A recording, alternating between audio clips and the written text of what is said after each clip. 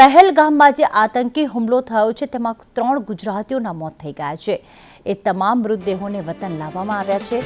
ભાવનગરમાં જે યતીશ પરમાર અને સ્મિત પરમાર નામના પિતા પુત્રનો મૃતદેહ હાલમાં ભાવનગર લાવવામાં આવ્યા છે। તો મૃતક પિતા પુત્રના મૃતદેહ હાલમાં નિવાસસ્થાને રખાયા છે। અંતિમ દર્શન માટે સવારે 8 વાગે એટલે કે બસ થોડીક જ મિનિટોમાં પિતા અને પુત્રની અંતિમ યાત્રા નીકળશે। સમગ્ર રાજ્યમાં સમગ્ર જિલ્લામાં ભાવનગર જિલ્લામાં જે તેમના નિવાસસ્થાન છે ત્યાં હાલમાં ગમગીનીનો માહોલ જોવા મળી રહ્યો છે, કારણ કે એક જ ઘરમાંથી પિતા અને પુત્ર બંનેના મૃતદેહની અંતિમ વિધિ કરવામાં આવશે, બંનેની અંતિમ યાત્રા નીકળશે। મંત્રી, જિલ્લા પોલીસ વડા, કલેક્ટર આ દુઃખદ પ્રસંગમાં પરિવારને સાંત્વના આપવા માટે હાજર રહ્યા છે। તો સિવિલ હોસ્પિટલમાં લોકોના ટોળેટોળા ઉમટી પડ્યા છે। નુપુર પટેલ અમારા સહયોગી જે અત્યારે ભાવનગર આ પિતા પુત્રના નિવાસસ્થાને છે ત્યારે પહોંચી ગયા છે। નુપુર, ખૂબ જ ગમગીન આ ઘટના બની છે। ફરવા ગયો હતો પરિવાર અને યાદગાર બનાવવા ગયો હતો આ પરિવાર પોતાના આ પ્રવાસને, પરંતુ આજે આ ઘરમાં માત્ર દુઃખની ક્ષણો, દુઃખ જોવા મળી રહ્યું છે, ગમગીનીનો માહોલ જોવા મળી રહ્યો છે। કેટલા વાગે અંતિમ યાત્રા નીકળશે? કોણ કોણ હાજર છે ત્યાં રાજકીય નેતાઓમાં?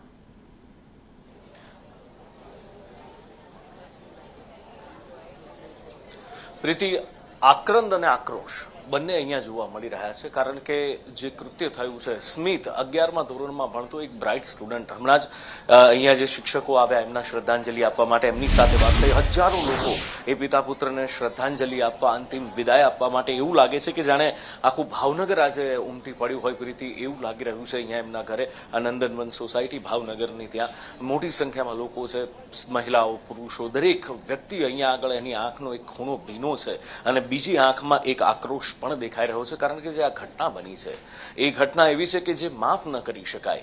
એક 11મા ધોરણમાં ભણતા વિદ્યાર્થીની કોઈની સાથે શું દુશ્મની હોય ને આતંકવાદીઓએ જે કર્યું છે એ હીન કૃત્ય છે। અહીંયા પણ કેટલાક લોકો સાથે આપણે વાત કરીશું, મારે પહેલા પણ વાત થઈ ને એમણે એ વાત કહી છે કે આતંકવાદીઓને છોડવા ન જોઈએ, માફ ન કરવા જોઈએ ને બરાબરનો હિસાબ થવો જોઈએ। પણ જ્યારે રાત્રે પણ હોસ્પિટલ હું હતો, જ્યારે સિવિલ હોસ્પિટલમાં શ્રીનગરથી મૃતદેહ આવ્યા હતા અને એ વખતે ત્યાં ખૂબ ગમગીનીનો માહોલ હતો। અત્યારે પણ જ્યારે પ્રીતિ અહીંયા મૃતદેહ આવ્યા હતા, પરિવારના કેટલાક મહિલાઓની તબિયત પણ બગડી હતી।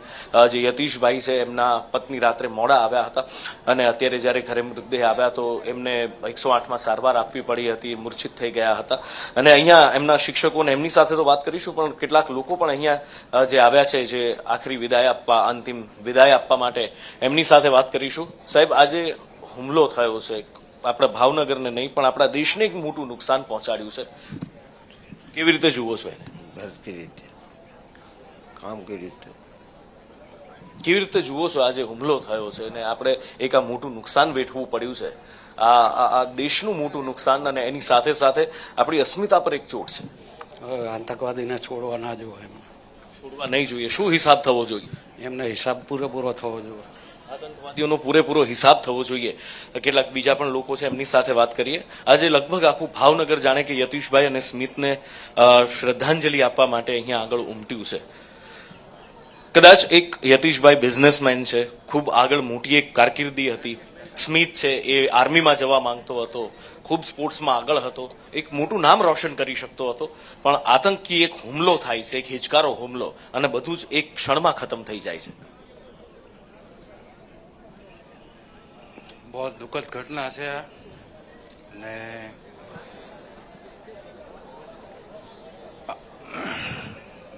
કદાચ એમની પાસે એ શબ્દો નથી મળી રહ્યા, પણ આંખનો ખૂણો છે એ કહી રહ્યો છે। આ બાજુ પણ તમે જુઓ કે મહિલાઓ છે, પુરુષો છે, અને એની સાથે સાથે મંત્રીઓ પણ છે, ઉચ્ચ પોલીસ અધિકારીઓ પણ છે।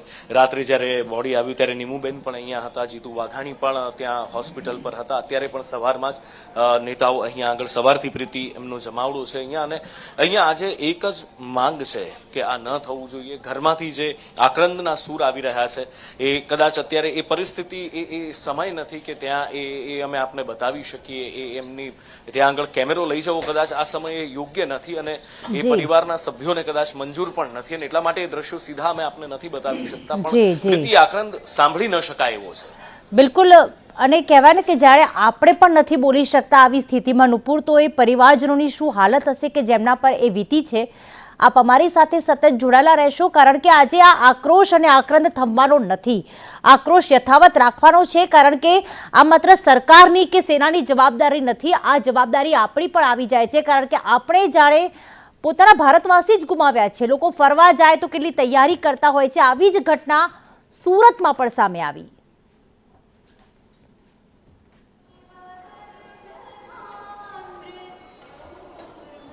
સુરતથી અમારી સાથે મનીષ પરમાર જોડાયેલા છે, કે જ્યાં પણ એક યુવકનું મોત નીપજ્યું છે, જે પણ મૂળ સુરતના છે, પરંતુ મુંબઈ SBIમાં બેંક મેનેજર તરીકે નોકરી કરતા હતા. એમણે પણ પોતાનો જીવ ગુમાવ્યો છે. મનીષ, હાલમાં તેમની અંતિમ યાત્રા નીકળશે. 8 વાગ્યાનો જે સમય આપેલો છે. પરિવારમાં ગમગીની છવાયેલી હશે. કોણ કોણ હાજર છે ત્યાં? કેટલા વાગે અંતિમ સંસ્કાર કરવામાં આવશે?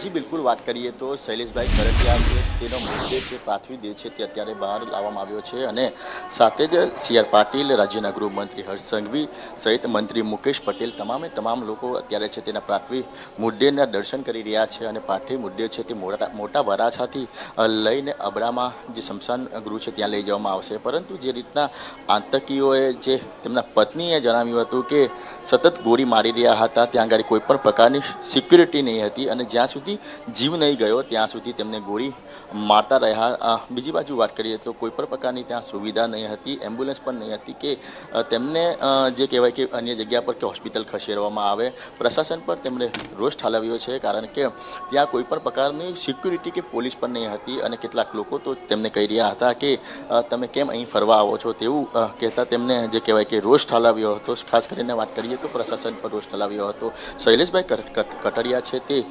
વર્ષોથી સુરત શહેરમાં રહે છે, પરંતુ તેમની જે નોકરી છે તે મુંબઈના SBI બેંકમાં મેનેજર તરીકે લાગી હતી. ત્યારબાદ તેઓ વરાછા છોડીને મુંબઈ શિફ્ટ થઈ ગયા હતા. જન્મદિવસ મનાવવા માટે તેઓ ગયા હતા, પરંતુ આગલા દિવસે જ આતંકી દ્વારા તેમને ગોળી મારી દેવામાં આવી હતી. શૈલેષભાઈ જ્યારે ઘોડા પર બેસીને જે કાશ્મીરનું જે કહેવાય કે સ્વર્ગ સૌંદર્ય છે તે નિહાળી રહ્યા હતા, ત્યારે જ અચાનક જ કેટલા આતંકીઓ આવ્યા હતા અને ધરાધર ગોળી મારી દીધી હતી. મહિલાઓ, બાળકોની સામે જ શૈલેષભાઈને જે કહેવાય કે ગોળી મારી દીધી હતી. અન્ય 27 થી 28 લોકો હતો તેને પણ ગોળી મારી દીધી હતી. હાલ જોઈ શકાય છે કે જે રીતના ગુજરાતીઓના મોત થયા છે, તેમાં એક સુરતના શૈલેષભાઈ છે, તેમનું પણ આતંકવાદી હુમલાની અંદર મોત થયું છે. અત્યારે તેમનો પાર્થિવ દેહ છે તે સ્મશાન ગૃહ લઈ જવાની તૈયારી કરવામાં આવી રહી છે. પરંતુ જે રીતના આતંકી હુમલાને લઈને લોકોમાં રોષ ભભૂકી ઉઠ્યો છે, કારણ કે આ રીતના ટુરિઝમ પ્લેસ પર લોકો ફરવા જતા હોય છે અને આતંકી જે નાપાક ઈરાદા છે તેમાં જે કહેવાય કે લોકોને મારતા હોય છે, ત્યારે ફરી એકવાર સુરત શહેરમાં આ રીતની જે ઘટના બની છે. કારણ કે વર્ષો પહેલાં પણ જ્યારે સલાબતપુરા વિસ્તારમાંથી બાળકોની ટૂર ગઈ હતી, ત્યાં કેટલાક બાળકોને પણ ગોળી મારી દેવામાં આવી હતી. એ જે કહેવાય કે ઘટના હજી સુરત ભૂલ્યું નથી, પરંતુ બીજી એક ઘટના સામે આવી છે. શૈલેષભાઈ કરથિયા તેનો પરિવાર સાથે જમ્મુ કાશ્મીર ફરવા ગયો હતો, પહેલગામ ફરવા ગયો હતો, ત્યાં ગાડી આતંકીઓએ તેમને ગોળી મારી દીધી હતી. અત્યારે જોઈ શકાય છે કે તમામ રાજનેતાઓ છે તે અત્યારે આવી પહોંચ્યા છે. લોકોમાં પણ એક રોષ જોવા મળી રહ્યો છે, કારણ કે એક હસતો ખેલતો પરિવાર છે તે ફરવા જાય છે અને ત્યાં ગાડી આ પ્રકારની ઘટના બનતી હોય છે, તેને લઈને અત્યારે રોષ જોવા મળી રહ્યો છે. જે પ્રમાણે શૈલેષભાઈની વાત કરીએ તો શૈલેષભાઈ પોતાના પરિવારમાં એકલા દીકરા હતા. છેલ્લા 10 વર્ષથી સુરત શહેરમાં રહેતા હતા અને ત્યારબાદ તેઓ મુંબઈ ગયા હતા અને મુંબઈથી જી બિલકુલ. તો મનીષ, અમારી સાથે આપ જોડાયેલા રહેશો. સુરત હોય કે ભાવનગર, માત્ર આ 2 જિલ્લામાં કે આ 2 પરિવારમાં આજે શોકનો માહોલ નથી. આજે આખો દેશ ગમગીન થઈ ગયો છે. શોકનો માહોલ આખા દેશમાં છવાયો છે, કારણ કે અત્યાર સુધી આપણે સાંભળ્યું હશે 2019માં પુલવામા અટેક થયો હતો, ત્યારબાદ સર્જિકલ સ્ટ્રાઇક કરવામાં આવી. એનાથી દેશવાસીઓને એક ગર્વ હતો પોતાની સરકાર પર, ભારતીય સેના ઉપર, સેનાના જવાનો ઉપર, કે બદલો લઈ લીધો છે. પણ હવે બદલો લેવાનો સમય આવી ગયો છે, કારણ કે વર્ષો વીતતા જાય છે, તારીખો બદલાતી જાય છે, પરંતુ આ હુમલા અટકવાનું નામ નથી લઈ રહ્યું. અને કાશ્મીર કે જે કહેવાય છે કે દરેક ભારતવાસીનું એક સ્વપ્ન હોય છે કે જીવનમાં એક વખત તો કાશ્મીરની મુલાકાત લેવી જોઈએ, કારણ કે ભારત પરનું આ સ્વર્ગ છે. પરંતુ અહીંયા જ્યારે સ્વર્ગ જોવા માટે ગયા, પરંતુ ત્યાં આતંકવાદીઓના મનસૂબા પાર પડ્યા અને લોકો આજે મોતને ભેટ્યા છે. 3 ગુજરાતીઓનો પણ સમાવેશ.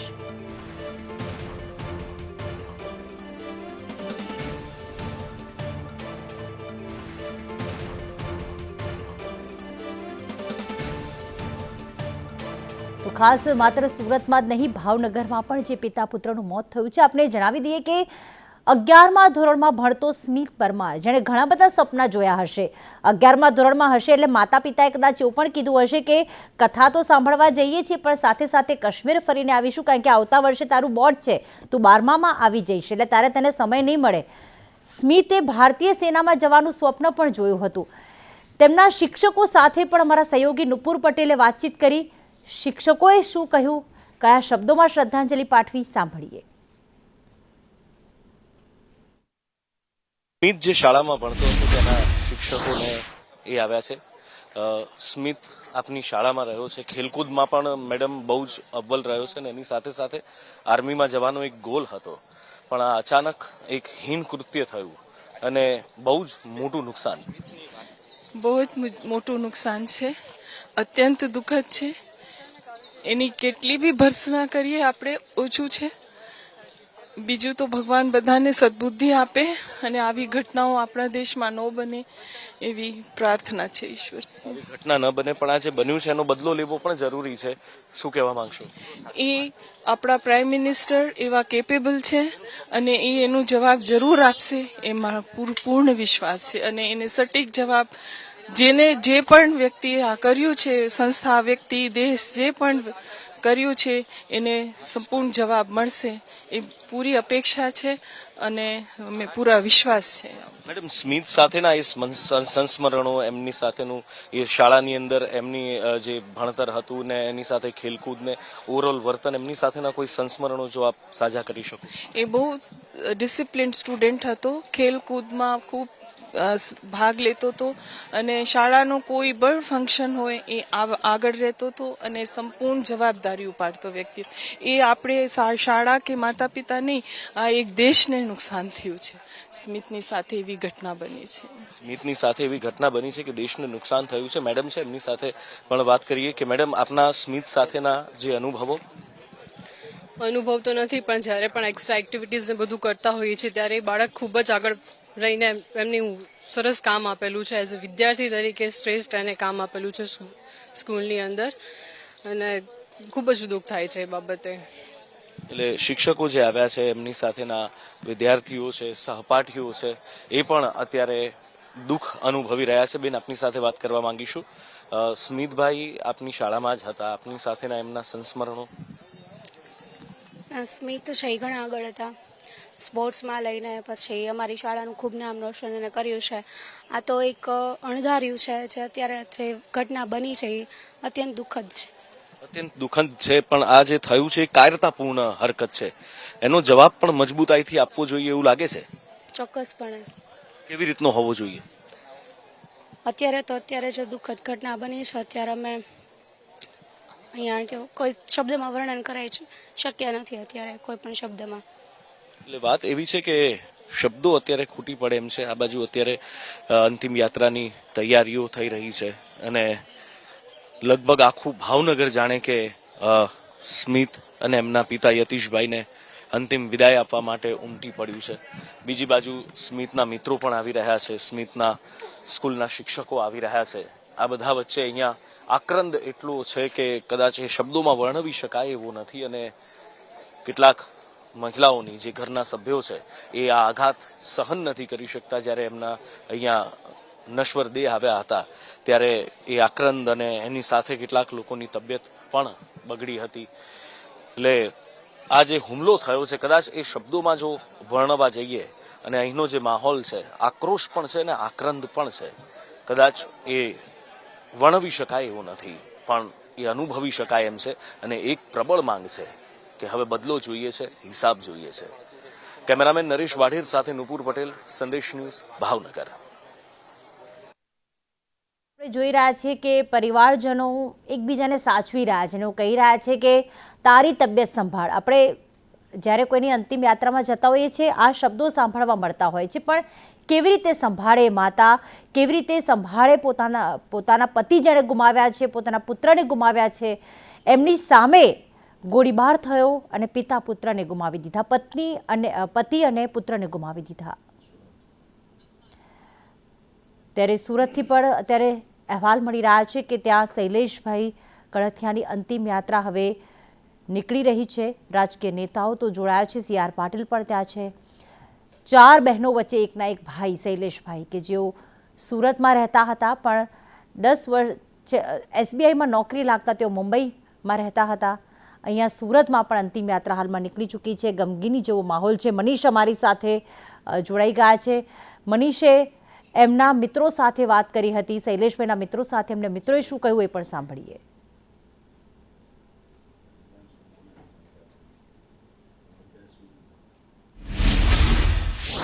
11મા ધોરણમાં ભણતો સ્મિત મમ્મી પપ્પા સાથે ફરવા ગયો હતો ને એમના મિત્રો છે. તમારી સાથે સ્મિત ભણતા હતા? હા, અમારી સાથે જ ભણતા હતા. અચ્છા, અને શું તમારા જીવનનો ગોલ ટાર્ગેટ શું હતો? એના જીવનનો ટાર્ગેટ એ હતો કે એને આર્મીમાં જવાની ખૂબ ઈચ્છા હતી. આર્મીમાં જવાની ખૂબ ઈચ્છા હતી, તો તમે એના માટે કોઈ તૈયારીઓ કરેલી? હા, એ પોતે રનિંગમાં જતો, એનો ખેલ મહાકુંભમાં નંબર આવેલો છે, હોશિયાર વિદ્યાર્થી હતો, જવાની બહુ ઈચ્છા હતી. અને તમારું ને એમનું આમ બે મિત્રોનું બોન્ડિંગ કેવું હતું? સારું બોન્ડિંગ હતું. એમ કોઈ દિવસ કોઈને આમ એકલાપણાનો અહેસાસ એને નથી થવા દીધો. બહુ સારું. એકલાપણાનો ક્યારેય અહેસાસ નથી થવા દીધો. તમારા બધાની સાથે જ રહે? બધા સાથે હળીમળીને રહેતો, બધી પ્રવૃત્તિઓમાં ભાગ લેનાર હતો, અને બધાને કોઈને આમ એકલાપણું લાગતો ને બધાનું બહુ આમ સ્વભાવ સારો હતો અને બધી રીતના હતો એમ સારો વ્યક્તિ. અને હવે જ્યારે મિત્ર નથી ત્યારે સ્વાભાવિક રીતે એટલું દુઃખ હું વ્યક્ત કરી શકતો નથી કે મારો મિત્ર નથી રહ્યો. સપના અધૂરા રહ્યા છે ઘણા મારા. અઘરું છે. સાથે મળીને શું સપના સંજોયા હતા, શું સપના જોયા હતા, શું એ જીવનનો ટાર્ગેટ ગોલ નક્કી કર્યો હતો? જીવનનો ટાર્ગેટ હતો કે આર્મીમાં જવું. એક બાળપણથી લક્ષ્ય બનાવી લીધું કે આર્મીમાં જવું એટલે આર્મીમાં જ જવું એમ. તો એના માટે તો રનિંગ માટે જતા, ડેલી સાંજના 5-6 વાગે બાજુ રનિંગ માટે જતા, પ્રેક્ટિસ ખૂબ કરતા, પણ શક્ય ન બન્યું. અને આજે જયારે એને અંતિમ વિદાય આપવા આવ્યા છીએ ત્યારે કદાચ મન નહીં માનતું હોય કે આ હકીકત છે. આમ અંદરથી એવા વિચારો આવે ઉત્પન્ન થાય છે કે એટલે મનમાંથી જ એવું લાગે કે આ કઈ સત્ય નથી, આમ અસત્ય છે, આમ ખોટું છે, એવું ફીલ થાય છે અંદરથી. સ્કૂલના એવા કોઈ સંસ્મરણો જે સાથે રહ્યા હોય, સાથે આટલે સુધી અને એક જીવનભરનું સંભાળનું બની ગયા હોય? તે 5 વર્ષ તો પેલા મારી સાથે તો વિરાણી સ્કૂલ છે, BN વિરાણી, એમાં મારી સાથે 5 વર્ષ ભણ્યો હતો. પછી અહીંયા સાથે હતા, બધી પ્રવૃત્તિઓમાં ભાગ લેવાનો. સ્પોર્ટ કોમ્પ્લેક્સમાં અમે 4 જણાને પેર રનિંગ માટે ગયા હતા. એમાં જિલ્લા કક્ષાએ નંબર પણ આવ્યો હતો અમારો 4નો. હવે રાજ્ય કક્ષાએ જવાનું હતું, પણ સ્મિતભાઈનું આવું બધી ઘટના બની ગઈ. અને જ્યારે સ્મિત અત્યારે હવે એમના આ જે વસ્તુ થઈ છે એમની સાથે, તો એ કેટલું આમ આઘાતજનક? આઘાતજનક તો ઘણું છે કે વ્યક્ત કરી શકાય તેવું નથી એટલું. તો આ છે એમના મિત્રો જે અત્યારે એ માનવા માટે તૈયાર નથી કે ખરેખરમાં આવું બની ગયું છે. કારણ કે નાનપણથી લઈને અત્યાર સુધી જે સાથે રહ્યા છે એ મિત્રો આજે આવી રીતે વિખૂટા પડી ગયા છે, અને એ પણ કોઈની મેલી મુરાદના કારણે. અને અહીંયા જે પણ લોકો આજે છે, આજે ભાવનગર અહીંયા ઉમટ્યું છે, 5000 કરતા વધારે લોકો અહીંયા છે, અને દરેક લોકો અંતિમ યાત્રામાં જે આવ્યા છે એક જ વાત કહી રહ્યા છે, ન્યાય મળવો જોઈએ, બદલો લેવાવો જોઈએ. કેમેરામેન નરેશ વાઢેર સાથે નુપુર પટેલ, સંદેશ ન્યૂઝ, ભાવનગર.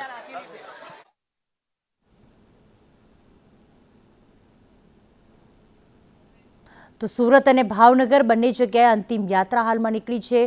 મોટી સંખ્યામાં સુરતવાસીઓ હોય, ભાવનગરવાસીઓ હોય, આજે અંતિમ યાત્રામાં શ્રદ્ધાંજલિ માટે આવ્યા છે. પરંતુ અત્યારે નુપુર પટેલે જે ભાવનગરમાં જે સ્મિત પરમાર જેની અંતિમ યાત્રા નીકળી છે તેમના મિત્રો સાથે વાત કરીએ. યુવાઓના માનસિકતામાં એ જે અત્યારે હજી અભ્યાસ કરી રહ્યા છે, જેમણે ઘણા બધા સપના જોયા છે, એમની માનસિકતા પર કેટલી અસર થતી હશે? એમને કદાચ એવો વિચાર, એક દુઃખ તો છે મિત્રને ગુમાવવાનો, પરંતુ એક આક્રોશ પણ છે કે આ શું, કે આટલા બધા સપના જોઈએ, આટલી બધી મહેનત કરીએ, દેશ માટે કંઈક કરવું છે એવું લક્ષ્ય રાખીએ, અને ક્યાંક તમે ફરવા જાઓ અને બીજા દેશના આતંકવાદીઓ આવે છે, દુશ્મન દેશના આતંકવાદીઓ આવે છે, અને બસ એ તમામ સ્વપ્ન તૂટી જાય છે.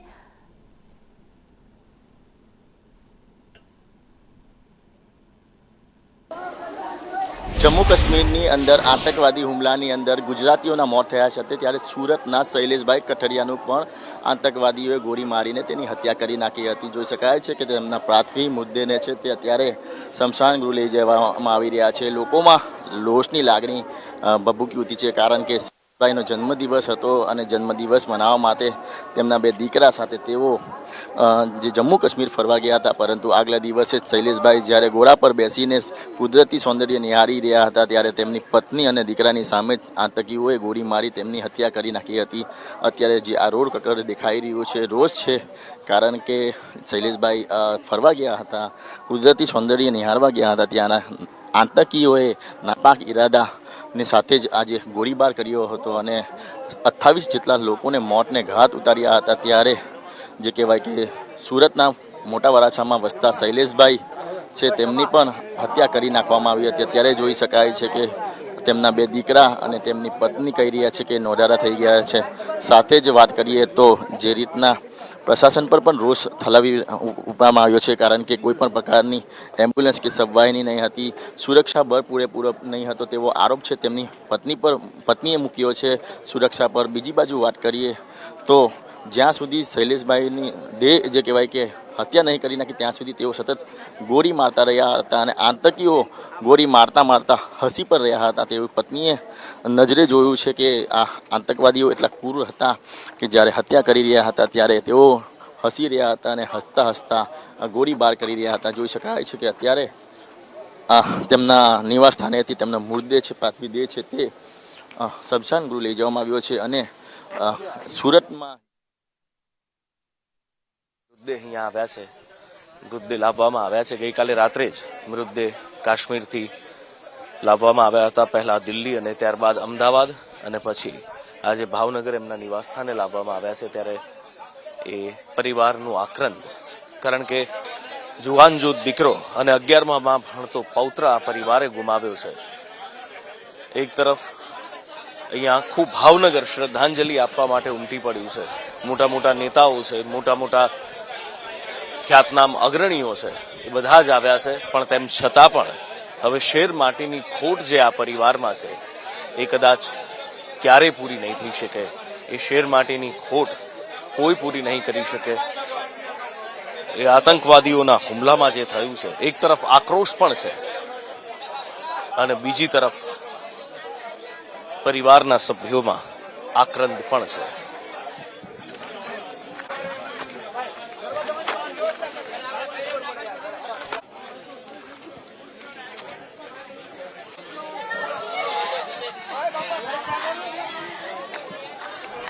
ભાવનગર અને સુરતના આ ખૂબ જ દુઃખદ અને ગમગીન માહોલવાળા દ્રશ્યો કે એક બાજુ અંતિમ યાત્રા સુરતમાં જ્યાં શૈલેષભાઈની નીકળી ચૂકી છે અને બીજી તરફ આપ જોઈ રહ્યા છો કે જ્યાં સ્મિત અને યશિતભાઈની અત્યારે અંતિમ યાત્રા નીકળવાની તૈયારી, નશ્વરદેહને બહાર લાવવામાં આવ્યા.